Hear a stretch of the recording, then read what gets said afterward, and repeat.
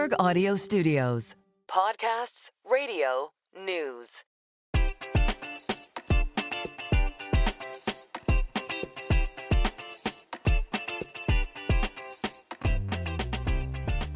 Welcome to Merryn Talks Money, the podcast in which people who know the markets explain the markets. I'm Merryn Somerset Webb.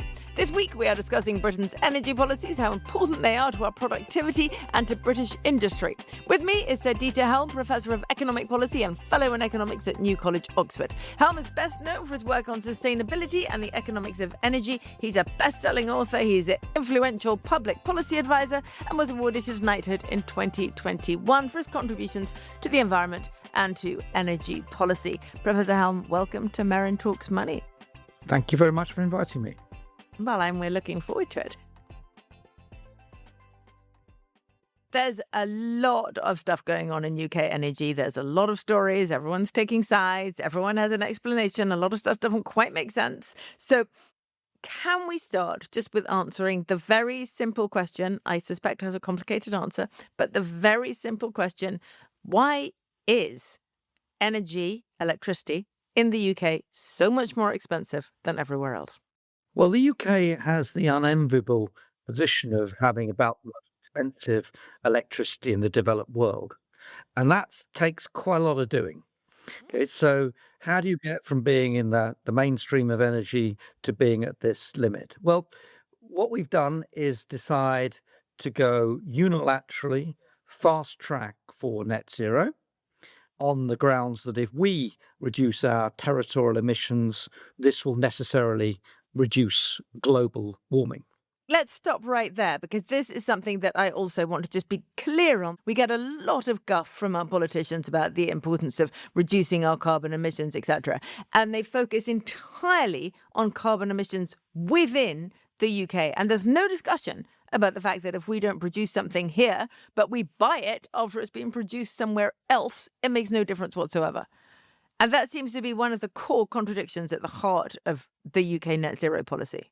I think the framework for measuring emissions for the global targets, which, to be fair to the British governments, comes from the UN and through the COP process, of measuring in terms of carbon territorial emissions, makes some pretty fundamental mistakes. The first is, and it's really important, it doesn't matter in the world where a ton of carbon is emitted to its impact on climate change. Carbon's just carbon. And similarly, it doesn't matter where it's sequestrated. Now, climate change is about the concentration of carbon in the atmosphere. That's how many parts per million of carbon there is up there. And that's been going up at 2 parts per million every single year since 1990 without a blip. We haven't made any progress on this. And last year it was 3. Now, if you just focus on your territorial carbon emissions, how much emissions take place in the UK, that is only tangentially related to how much carbon we actually consume. So just as a starting point, we should say that this whole idea of reducing carbon emissions in the UK purely on a territorial basis is meaningless guff. No, it's not meaningless. It's part of what you would do if you unilaterally wanted to stop causing climate change. It's potentially necessary, but it's certainly not sufficient. OK, the measurement is meaningless guff when it comes to talking about our carbon footprint, unless you include the footprint of absolutely everything that we import. No, yeah, that's right. A lot of stuff we produce in Britain, we consume in Britain. Now, it does matter, OK? But we are very, very prone to import, particularly manufacturing energy-intensive stuff from elsewhere. And that's where it's our carbon consumption that counts, and where it happens to be produced is beside the point. And it just so happens that this is a country which has deindustrialized since the early 80s at a faster rate than virtually everybody else. And that means that carbon consumption is more important because we switched to imports from places like China than it would be in a number of other countries. Yeah. OK, so let's put that bit to one side then. With this drive for net zero exists. We don't necessarily approve of the parameters around it, but nonetheless, this drive exists. And that you were about to start telling me before I interrupted you, which I'm prone to doing, and I apologise. You were about to start telling me how that impacts on the cost of energy in the UK. Well, if you want to decarbonise your electricity by 2030, which is the ambition of this government and this Secretary of State. I think the Conservatives wanted to do it by about 2035. You have to fast track swapping from fossil fuel generation to wind, solar. You can't fast track to nuclear. And the thing about wind and solar, they have lots of advantages, but basically they are low density, geographically dispersed, small units, and critically intermittent. So when the wind doesn't blow and the sun doesn't shine, you need something else. And of course, this stuff is not next to the transmission system. So instead of the transmission system that used to meet our 60 gigawatts, you now need all these new transmission lines to places like the north coast of Scotland. And this all comes at a price. So the first thing you said is that we need about double the capacity that we used to. And I just wanted to clarify that is because when the sun isn't shining and the wind isn't blowing, that bit isn't working, but you still need the same capacity you used to. So the backup system needs to run at the same time. So that's where you get the double from. And then with the transmission, we used to have, coal-fired stations and nuclear stations relatively near to where the energy was needed and a small number of them. So the grid could be much smaller, right? And now we have many, many, many different areas sending in energy, some of them very far away. So the grid has to be a completely different grid to cope with that. Are those the two things? Just to be clear, the government's advisory planning frame of this says that in 2030, if we're to be net zero on electricity, we will also need 35 gigawatts of gas, which will sit there and only run 5% of the time. So that's half your total number you had before, still has to be there. And if you try to run a gas power station where it's idle most of the time and just works 5% of the time at short notice, you've really got a lot of costs. Now, in addition to that, we need about 10 gigawatts of interconnectors, so we can import the stuff from Europe if we're short in one of those winter periods. And we will need 10 gigawatts of people voluntarily turning themselves off, what's called active demand management, what I call voluntary power cuts. So you need all of that lot to get to the same amount of electricity you had before, because what we want is not intermittent power, we want firm power. And, in the new industry, things like data centers and banks and so on, you don't want the possibility things may turn off. So that's why you got that huge capacity requirement. So one of the things that we keep being told is that, solar energy, wind energy, all renewables are going to make our energy bills come down. But when we talk about that, we're not taking into account all the costs that surround using renewable. It's simply not true. Your bill is not going to come down by £300 as a result of the UK being a, green global power.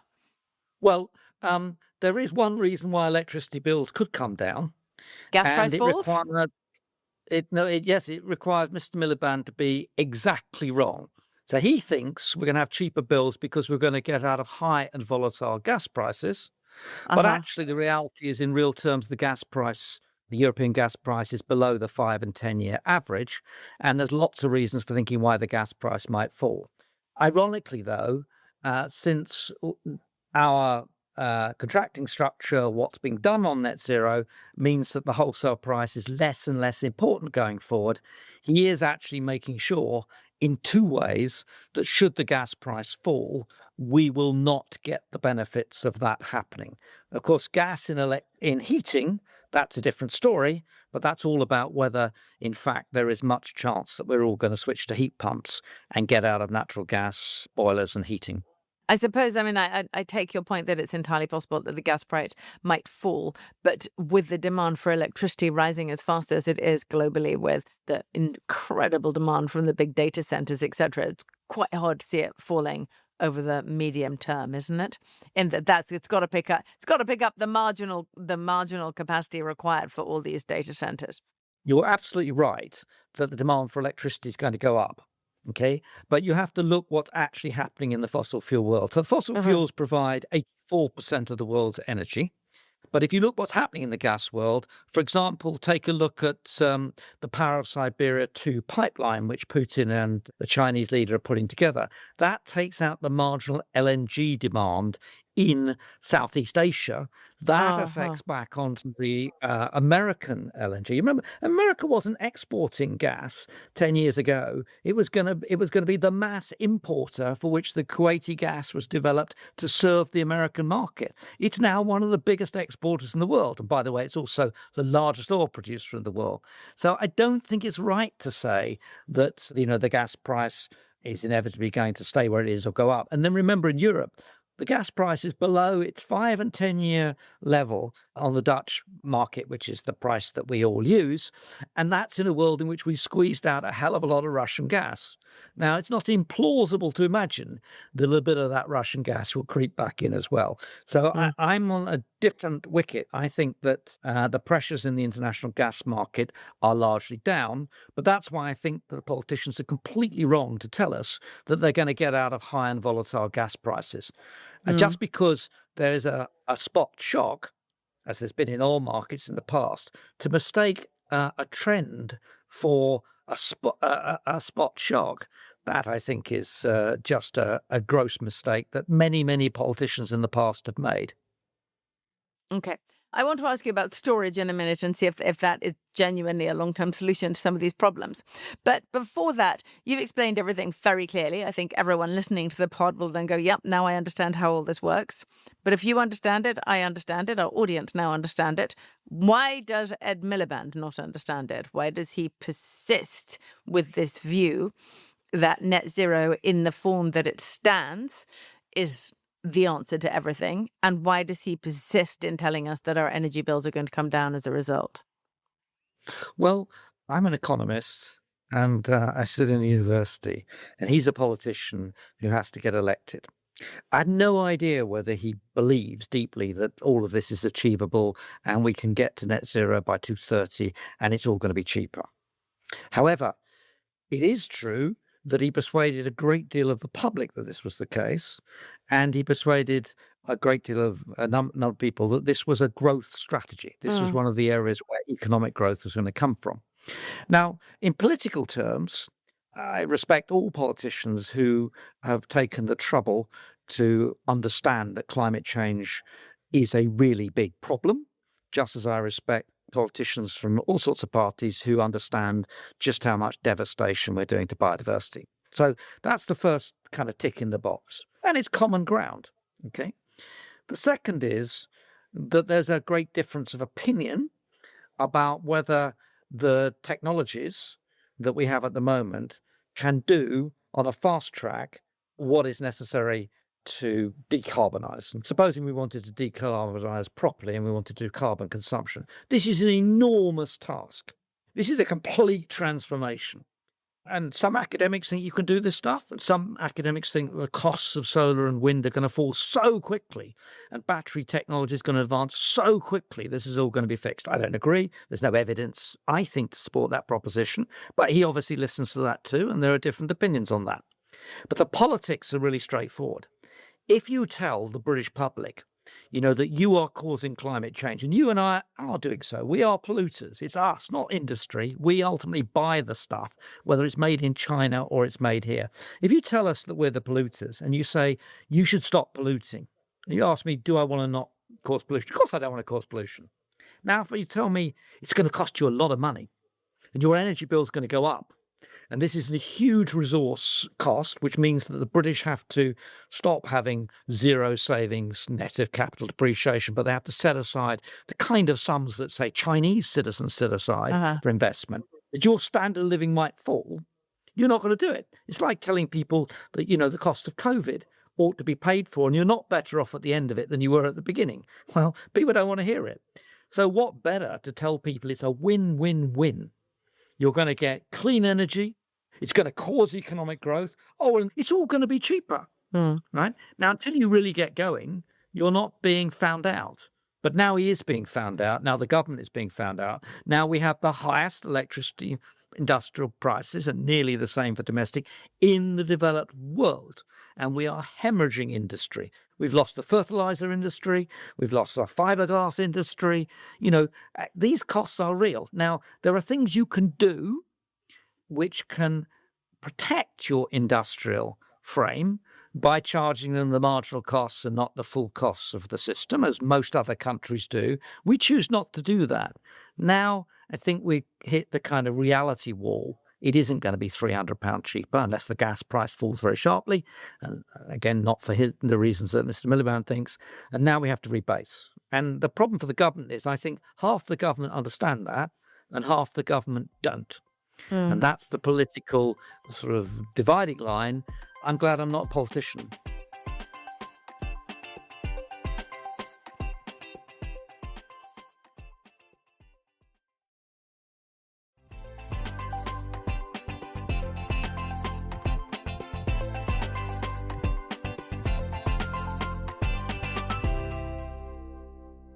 Now, if all economic activity is energy transformed one way or another, if we really do want to properly see the UK economy grow and not just grow, but, see GDP per capita rise, improve living standards, etc., and have a hope of financial survival in the fiscal environment that we're in, we do have to find a way to make UK energy cheaper. So what is the answer to your mind? What is the answer to finding a way through this maze of wanting to humour the idea of net zero, but also wanting to at least maintain people's living standards? So what we have to do is to say what matters in that energy space for the success of the British economy as an open economy in a tradable world, even with the tariffs and all those kinds of things around it. So what really matters is what industry pays for energy. If you and I pay too much for energy, it's just like being highly taxed. If you really want this high cost route that we're going down, to switch the cost heavily from industry to the domestic consumer. And from an industry's point of view, I mean, like in economics, right? You don't say, these are my costs, therefore this is my price. Yep. You say, what's the market price? And can I get my costs in line to meet that market price? Okay. Europe's market price is actually very high too. Europe's got an energy problem. So out there in the world, when it comes to the energy intensive bit, US costs are enormously lower. So are China's actually. China's burned half the world's coal. It's got a fantastic amount of cheap coal coming its way. America's just from a purely energy point of view, the energy utopia. Fantastically cheap gas, largest oil producer in the world now, lots of wide open spaces for developing renewables. It's a win-win-win in almost all of these markets. And very, very open to nuclear now, the US. Very open to SMRs and putting up new stations all over the place, etc., in a way that we are not. Well, let's come to nuclear in a second. But so the point is, we should charge a price to industry which enables it to compete in markets. And that means separating out who pays the marginal costs of generating power, and everyone should pay their marginal costs. And the reality is we should switch quite a lot of those costs from large industry to us, the consumers. And politically, that is extremely difficult. But that's the thing to do immediately, because there is an industrial crisis out there. Who in the Labour Party thought they'd be nationalising the steel industry within 12 months? Right? Who thought the car industry would collapse quite as fast as it has, even though Brexit did it? Who thought that there'd be another refinery to join Grangemouth on the way out, by the way, to turn them into import terminals for what they were exports? Who thought that the fertilizer industry would collapse? Who thought the biofuels industry collapsed? This is what real large electricity prices do. It's a crisis, and it has an obvious answer. Charge the competitive price, not the full costs, and then recover the full costs. You can choose. You can make the taxpayer pay for it. You can make us, the consumer, pay for it. But face that and tell people the truth behind that proposition. That's the first and most important and urgent thing to do. And to be fair, the government has begun to act on this territory and has set this date of 2027 to come up with something more general. But their mistake is to think that our only problem is really large, intensive producers like steel. Whereas, if you make boots or shoes or widgets, you're competing too. It's not that you're using a lot of energy for your factory, but someone else is producing them over at China at a lower cost because their energy costs are lower. So it's not just a bit of industry that's affected, it's the whole of the industrial sector. And that's got to be faced up to, and that's the crisis, and that's the urgency. And that's where Mr. Miliband will have to tell you and me, you know what? you're going to have to pay more. Is there also a case for pulling back on building renewable energy infrastructure, in that there's a lot of wind up in and around the UK now? And, on good days when the wind is blowing, almost all UK electricity is provided by renewables. And so if that is the case, can you get to a point where you say, well, that's kind of enough. On a good day, it's already doing nearly all the electricity we need, so maybe we should pull back? First of all, we're never going to build it as fast as the government thinks we're going to, Yeah. right? The supply chain just isn't there. It's all Chinese, or heavily. And in the supply chain, the idea that we're going to be able to say, you know what, just give it the stuff now. Now we want it because we've only got 50 months or so to go because we've got to meet this arbitrary target of 230. It's just not going to happen. Now, you have to look at the energy system as a whole and say, what's the balance you want? So in the UK, would you want to basically end up running your electricity system on wind and solar in the hope that you're eventually going to build a bit of nuclear? And that's it? No. So personally, I wouldn't do 50 gigawatts of wind. And I'd look at the prices that emerge. And what's happened, because these are capital goods, is that the cost of capital's doubled. And the cost of capital is the most important number for a nuclear power station, for solar, or for wind. They're just capital, right? And, the real interest rate is high. The nominal interest rate on a 30-year bond is 5.7. Not long ago, it was naught, right? So when people assume the costs are all going to come tumbling down, this is the most important cost and it's going up. And that says, on balance, do you want to do it quite as fast? Do you want to do quite so much? So pragmatism. Is it going to make any difference to climate change if we built a little bit less wind, a little bit more? No. Would it be better to spend that money on encouraging some SMR nuclear reactors? There's choices. But when you impose an arbitrary short-term political target on an energy system, you're bound to create yourself higher costs and you're bound to create yourself lots of problems.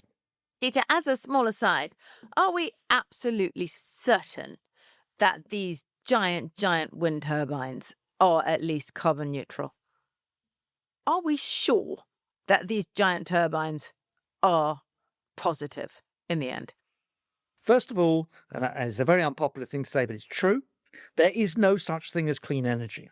Yeah. That's the real climate crisis ahead of us. There is no way you can produce energy in volume which is genuinely zero emission, except at the point of generation. Yeah. So if you dig back into the supply chain of solar or wind or indeed nuclear, any of these technologies, first of all, the starting point of this process is a huge amount of mining. You need copper, you need nickel, you need aluminium, you need iron ore, etc., etc. And for EVs and electric cars, you need a lot of cobalt too and other minerals. So you do a lot of environmental damage and to the sequestration of carbon, which would otherwise take place. Then you get to refining. Refining is one of the most energy intensive things in the world you could do. And most refining of minerals in China and especially Indonesia is coal. Steel, coal. Yep. Right. So if you work out the carbon embedded in the thing that you bought, your EV, your wind turbine or your solar panel, that is not clean. The difference comes that once the turbine's turning round, it's not using anything that's carbon intensive to turn around. It's using the wind. Whereas when the gas power station's going, it is producing emissions. So life cycle, it's probably true in most cases that the renewables have less carbon emissions associated with them than the fossil fuels like gas generators and coal. But they're not zero. Yeah. So again, it depends on the life cycle of a turbine. Yeah. If your turbine goes for the full 25 years, sure. If it goes for 15, maybe not so much. And so, there are lots of marginal fudge in this stuff.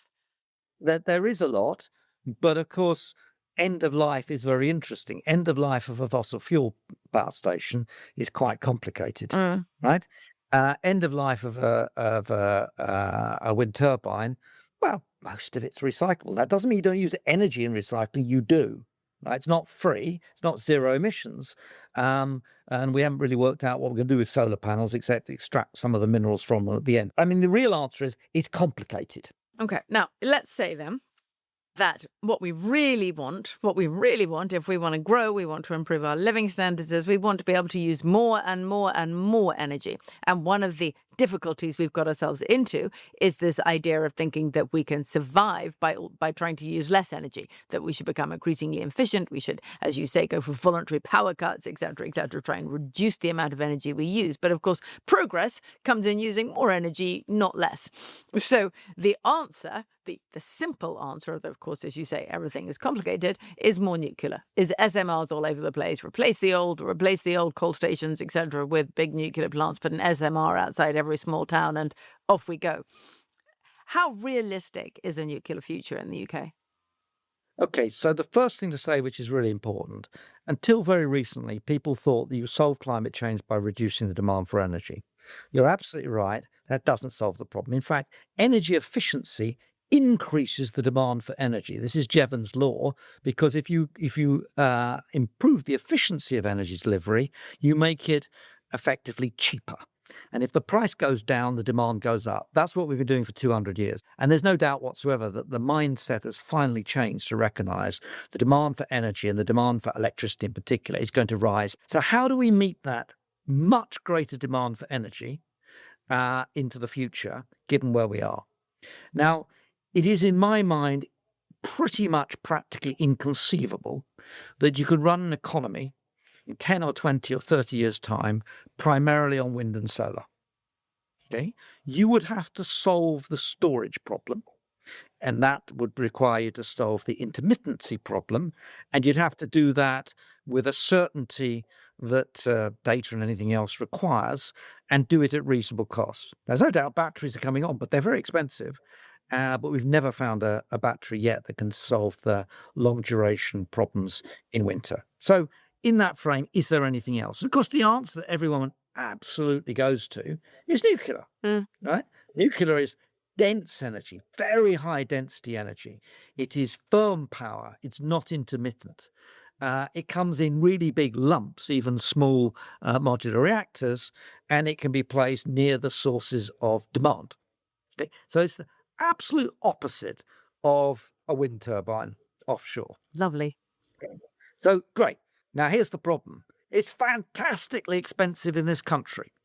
How can it be that for 3.2 gigawatts in the Somerset coast, it's going to cost 40-something billion, right? How can Sizewell cost 40 billion?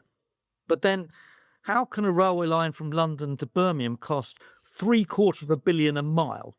So this country has an extraordinary problem with the costs of any construction. Yeah. And nuclear is a construction problem par excellence. Now, people say, oh, well, let's make them all in factories. Let's do SMRs. Well, first of all, small modular reactors are not small. They're like 500 megawatts or 200 megawatts. These are quite big, right? And at the moment, they're basically mini versions of PWR nuclear power stations like Hinkley and Sizewell. Making them in factories, a hell of a lot of Hinkley is made in a factory, right?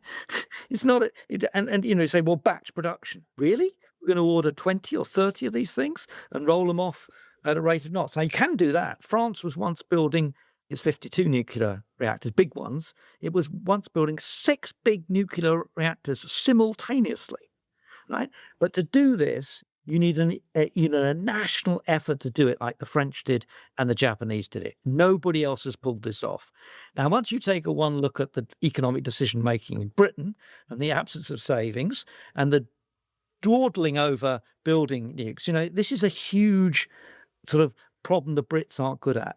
This is one where you have to commit, and you have to commit to a lot of them, and you have to set the contracts, the training, the skill set, the manufacturing base, etc., to achieve that outcome. And that's like suddenly you're a peacetime economy and you need a wartime economy. That is one of these big structural changes. Do you think that this government is going to do that? We took this years to get to Hinkley, and that was going to produce turkeys for Christmas in 2017. It won't be finished to 2030? How long Sizewell going to take? And when's the one after Sizewell come? Should we make up our mind about that in 2040? And that's our problem. In the meantime, we've closed our nuclear industry at roughly the same pace as the Germans. Who replaced it with coal in large part, didn't they? I'm optimistic. You sound very pessimistic. We can't do any of these things. But what you're actually saying is that nearly all these things are policy decisions and they can be changed. So when you talk about how expensive nuclear is, you say in this country. So all we need to do is be a bit more like Korea and we're all good.